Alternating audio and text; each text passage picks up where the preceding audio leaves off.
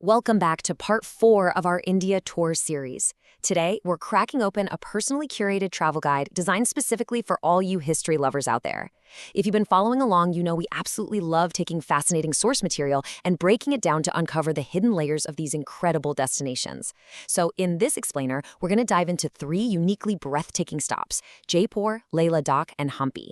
Each of these spots offers a completely different window into India's vast architectural and cultural past, and we've got a really fantastic jury prepared to guide you through the whole shebang. Let's get right into it. So here's the travel plan mapping out our journey for today. Stop 1 is Jaipur, full of vibrant pink royalty. Then stop 2 takes us to Ladakh, a high Himalayan sanctuary. And we'll finish up at stop 3, Hampi, defined by its incredible imperial rocky ruins. All right, starting things off with stop number 1, Jaipur, the famous pink city of Rajasthan. Now, to really understand Jaipur, you kind of have to look at the historical moments that shaped it. Back in the 18th century, the Jantar Mantar Astronomical Observatory was built right in the heart of the city. But the real defining visual moment, that actually came later, in 1876.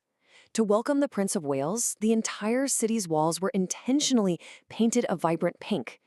It was this massive royal gesture of hospitality, and it literally still defines the city's incredible architecture today.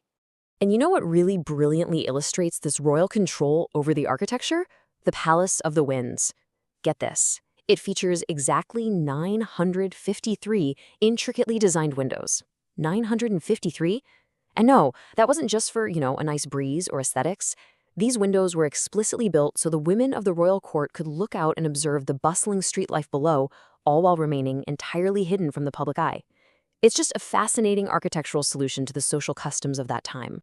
But right beyond those royal walls, this city is just thriving with local traditions. As you explore, you'll pass through the beautiful Patria Gate, which has these 9 amazing arches decorated with elaborate frescoes telling the rich legends of Rajasthan. Not too far from there is the city palace, which is incredibly still partially inhabited by the royal family today, right alongside public museums. And winding around all these grand monuments are the local bazaars. These labyrinth-like alleys are the lifeblood of the city, where merchants trade historic goods. I mean, you can almost smell the iconic spices in the air, cardamom and saffron, and picture the regional Rajasthani curries, right alongside these vibrant fabrics and heavy jewelry. It's a total sensory experience that connects us directly to those ancient trade routes. Okay, moving on up to stop 2, Lehladakh, affectionately known as Little Tibet. So the reality of this region is pretty much defined by a single number, 5,000. We have completely left the desert behind and ascended into some seriously harsh, staggering conditions. Between stark valleys and dramatic Himalayan passes that exceed 5,000 meters in altitude, just to put that into perspective, that's over 16,400 feet up. The environment is unforgiving. The air is so incredibly thin up here that trees can barely even grow. It's an extreme, isolated landscape that demands absolute resilience. Yet, incredibly, life doesn't just survive in these extremes. It builds actual monuments. Monasteries play a vital cultural role and are really the heartbeat of Lehladakh. Take the Thiksay Palace, for example. It's an imposing 12-story exact copy of the Dalai Lama's palace in Tibet. Or look at the ancient Lamaru Monastery clinging perilously to the rocks at an altitude of 3,500 meters. And dominating the entire skyline from above is Lee Palace, with 9 floors of stunning 17th century Tibetan architecture. When you think about those harsh conditions we just talked about, these buildings are absolute miracles of construction. And here is where our curated travel guide takes a massive, really interesting pivot. We're looking at 2 complete architectural extremes now.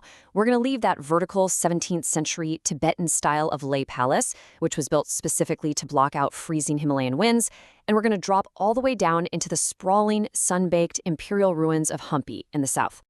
Which brings us right to stop 3, Hampi, the imperial ruins.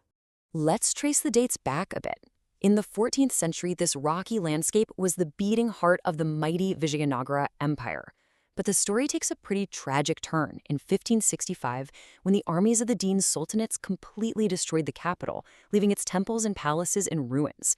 But here is the thing that absolutely blows my mind. The cultural pulse of this place just refused to flatline. The Virupakkha temple, sitting right there among the ruins, continues to host ceremonies today, That is 700 years of uninterrupted activity. The empire fell, but that devotion totally survived. To really grasp what was lost in that destruction, you have to consider the sheer wealth of Vijayanagara during its peak.